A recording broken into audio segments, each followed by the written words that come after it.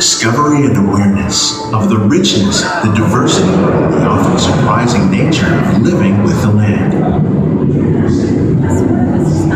Our journey begins as dramatic and sudden changes are sweeping over the land. The approaching storm may seem violent and destructive to us, but to nature, it's a new beginning in the cycle of life.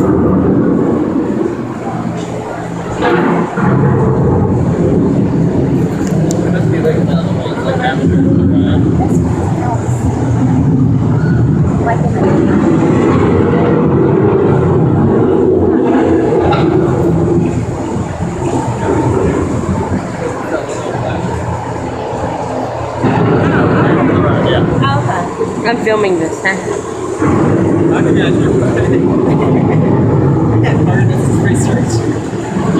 Beneath the surface of the land, roots trap water from the flowing mud, extracting precious nutrients and minerals. These elements, when combined with sunlight, create the diverse living systems of our planet.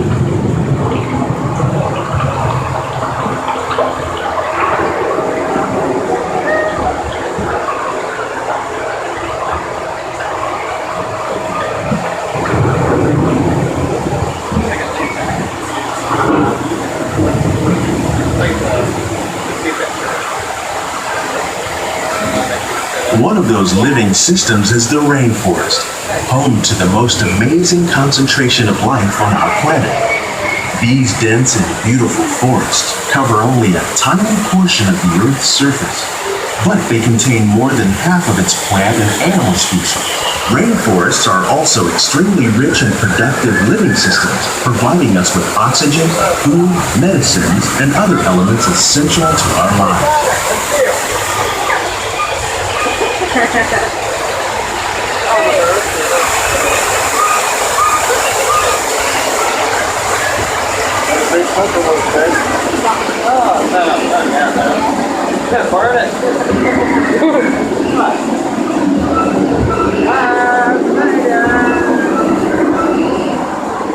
In the desert, nature has created a very different, but no less beautiful living system.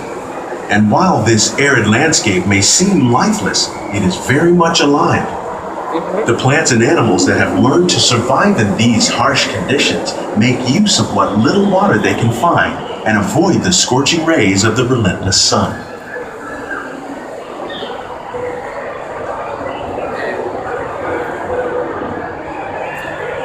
The American prairie once appeared as desolate as the desert, but over time, rainwater and nutrients gradually penetrated the hard surface of this land. Even the hooves of the mighty buffalo helped create the rich soil that would one day become home to the American farm.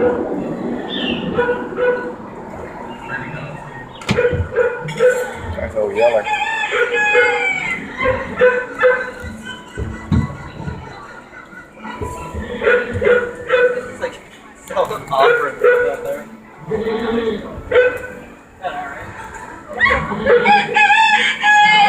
What's a diner? Of all the forces at work on the land, humans have had one of the most profound effects. The need to produce food for a growing world led to the enormous use and sometimes overuse of the land. In our search for more efficient ways to grow food, we often fail to realize the impact of our methods.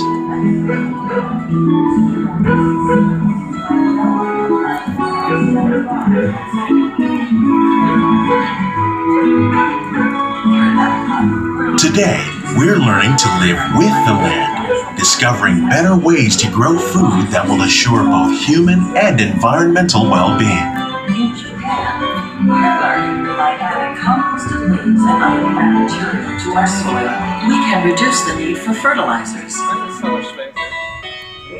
In farmlands across America, we're learning that by plowing under vegetation containing natural fertilizers, we can enrich the soil without the use of chemicals.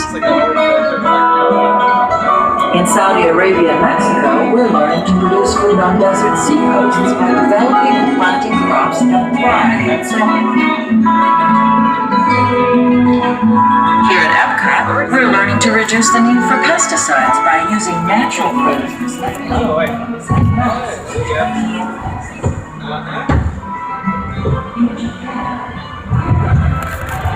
How will we meet tomorrow's growing needs for food production, yet still respect the needs of the land? Some of the answers are being discovered just ahead.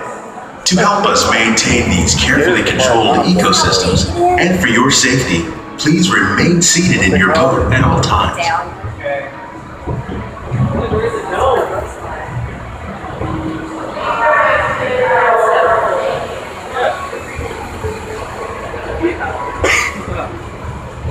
Welcome to our living laboratories, where scientists from Epcot and the U.S. Department of Agriculture are exploring innovative ways to produce bountiful harvests now and into the future. Is that my pineapple tree? Smart butt. The tropics are home to the greatest diversity of plants on the planet. Many of these, like papaya, bananas, cacao, coffee, and rice, are well known around the world. These are just a few of the edible plants that have been an important source of nutrition for people living in the tropics. Many are rich in vitamins and minerals, while others are well adapted to growing in less than ideal conditions. Some, like the water lily, thrive in wet, swampy areas and waterways. All parts of this plant, even the flower petals, are edible. The starchy root of the plant has long been used to make flour for baking.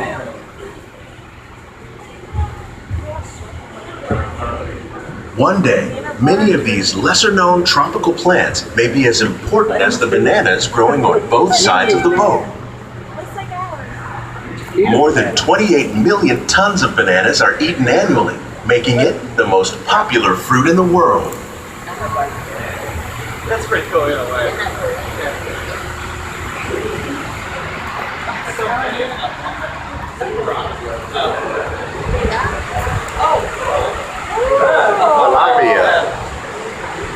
When we mention farming, you probably don't think of fish, but fish farming, or aquaculture, accounts for nearly half of all the seafood consumed globally. Tilapia, bass, and catfish, like the ones you see here, are three of the more popular crops raised by fish farmers. The sustainable system we're using here recycles the water in the tanks. As a result, we're able to save millions of gallons each year. Our small fish farm produces nearly 5,000 pounds of fish each year to serve in restaurants around Walt Disney World. Innovations like this one can play an important role in our efforts to produce bountiful harvests and still protect natural resources. Oh, cool. This is it. What up, dude? Oh, My favorite lot. I thought that was just that. Look at this. Cotton. That's neat. We actually have picked them. While there are more than 50,000 edible plant species in the world, most of us are only familiar with the handful that make up our everyday diet. The common grains growing here, wheat, maize, sorghum, and millet, plus rice, account for nearly 2/3 of our global food consumption. Learning how to increase yields of these staples is an important goal of research around the world. Oh, that's pretty cool. Oh, that's purple thing. Oh, hey, here's a monkey puzzle tree. Oh, cool. These plants are definitely on their way up. Innovative growing techniques like these increase yields while more efficiently using resources like water, fertilizer, and pesticides. Another innovation at work here is our integrated pest management program. By populating our greenhouses with beneficial insects that prey on harmful pests, like aphids and flies, we are significantly reducing our reliance on conventional pesticides. We're growing these crops using our nutrient film system. This technique precisely controls and recycles water and nutrients. With it, we can produce over 27,000 heads of lettuce a year in this one small area. That's why like a bunch of farming is like good insight. That's a good idea on this.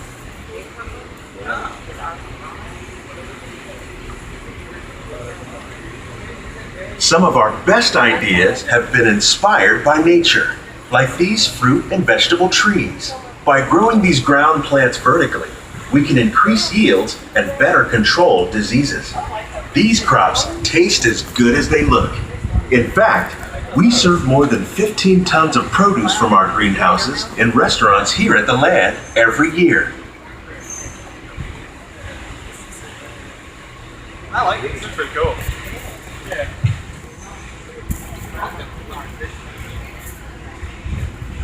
Get down to the cattle.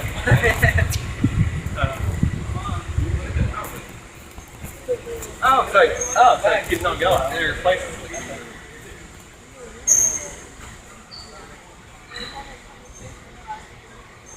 The future of agriculture may include innovative ideas like this vertical growing system. Plants grown in this way use a fraction of the space required by traditional growing methods. That saves water and increases production. The aquaponics system on your left combines hydroponics with aquaculture. The fish provide a natural source of fertilizer for the plants, and the plants help keep the water clean for the fish. It's another great way to produce more while using less. In our lab, Epcot scientists are working with the U.S. Department of Agriculture on a number of innovative projects. The goal of these efforts is to produce higher yielding and better quality plants.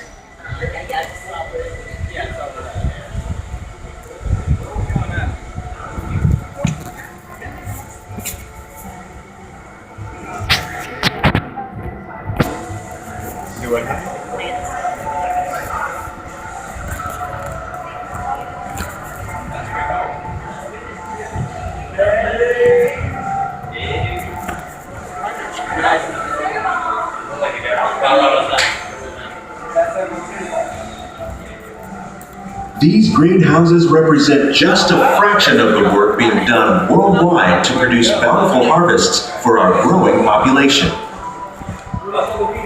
Scientists, farmers, and even backyard gardeners are doing their part to improve the quantity and quality of foods that we all rely upon. Together, we can continue to find more ways to increase food production and protect our precious natural environment.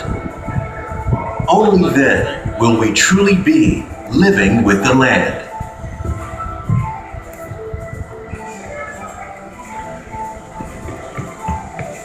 On behalf of Walt Disney World, we hope you've enjoyed this unique journey through our living laboratories. If you'd like a closer look, then check out the Behind the Seeds walking tour. It's a chance for the whole family to get up close and personal with the plants and growing techniques in our laboratories. Please keep your hands and feet inside the boat and remain seated until the boat comes to a complete stop.